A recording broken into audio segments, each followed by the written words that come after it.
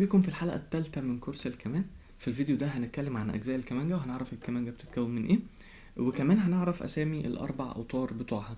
تابع معايا ومتنساش تعمل سبسكرايب للبيج وتدوس على الجرس عشان يوصلك الفيديوهات أول بأول.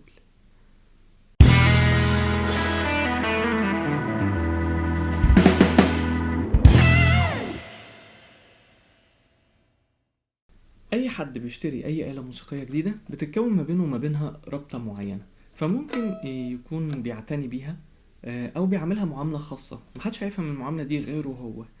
في كمان ممكن ناس توصل ان هي تسمي الآلة بتاعتها والاسم ده يفضل مرتبط بيها طول عمر الآلة. لا يا عم، مش للدرجات دي يعني. على اي حال مهم جدا ان انت تكون عارف الكمانجة بتاعتك بتتكون من ايه الاجزاء اللي فيها، عشان لو في جزء فيهم حصل فيه حاجة او كان فيه مشكلة تكون قادر ان انت تعرف المشكلة فين، وممكن كمان توصل بيك ان انت تكون قادر تغير الجزء ده بنفسك لو كنت عارف عن الجزء ده معلومات كفاية. تعالوا نبدأ ونشوف الكمانجة بتتكون من ايه. اول حاجه انا بقول على الكمانجا ان هي آلة وتريه من عائله الوتريات، يعني بتستخدم الاوتار عشان تطلع الصوت بتاعها.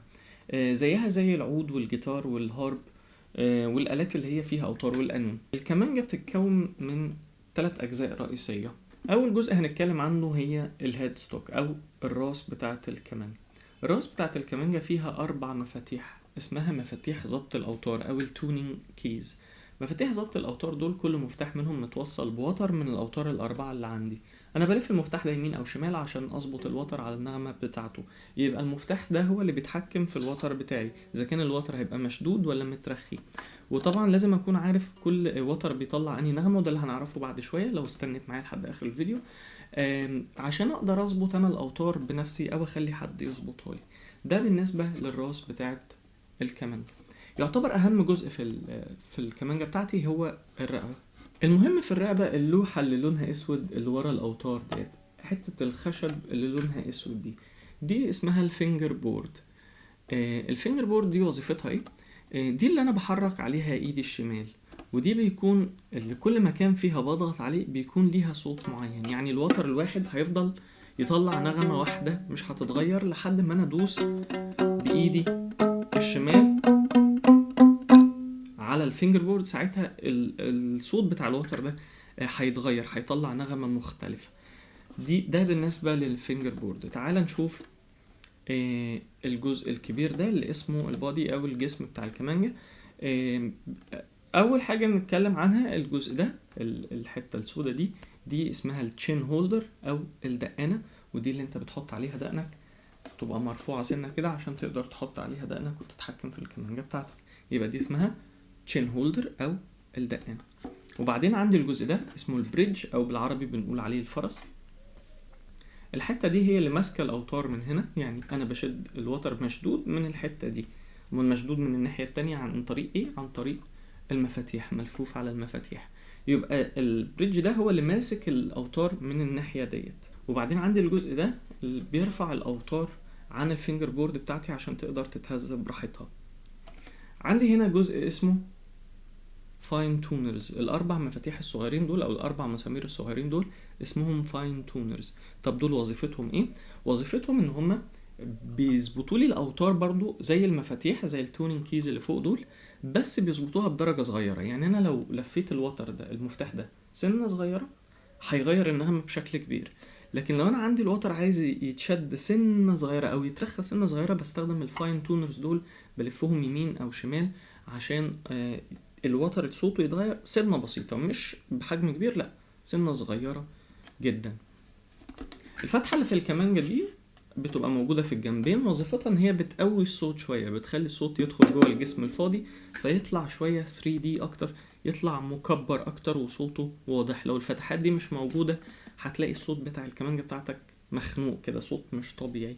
ده بالنسبة للأجزاء بتاعة الكمانجة.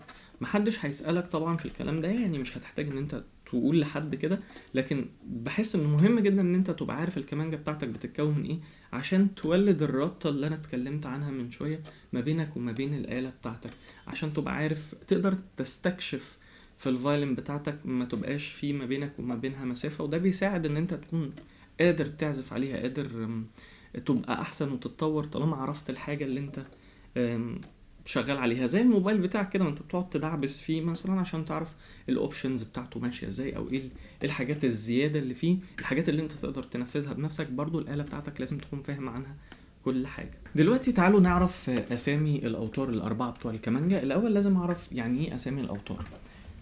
كل وتر من دول زي ما قلنا المفروض يطلع نغمه معينه، فالنغمه اللي هو بيطلعها بياخد اسمها. يعني مثلا الوتر التخين ده اول واحد من فوق المفروض يطلع نغمة اسمها سول او جي، فعشان كده بيكون اسمه سول، فده وتر السول. الوتر اللي تحتيه هنا اسمه ري، يبقى ده وتر الري لانه بيطلع نغمة اسمها ري. يبقى عندي سول وعندي ري. وبعدين عندي الوتر التالت ده اسمه لا. وبعدين ارفع واحد فيهم الصغير خالص اللي تحت اسمه مي. تاني بقى كده من الاول، يبقى عندي سول يعني بيطلع نغمة اسمها سول، ري، لا، ومي. خليكم فاكرين اسامي الاوتار عشان المرة اللي جاية هنبدأ ناخد اكسرسايز بالقوس على الاربع اوتار الحرين من غير الايد الشمال، فلازم نكون عارفين اساميهم عشان نقدر نتمرن عليهم بشكل كويس. بتمنى تكونوا استفدتوا من الفيديو ده، ويا ريت تعملوا سبسكرايب للشانل وتسيبوا كومنت وتقولوا لي ايه اكتر حاجة ما فهمتوهاش من الفيديو، او ايه اكتر حاجة عايزين تعرفوها عن الكمان. شكرا.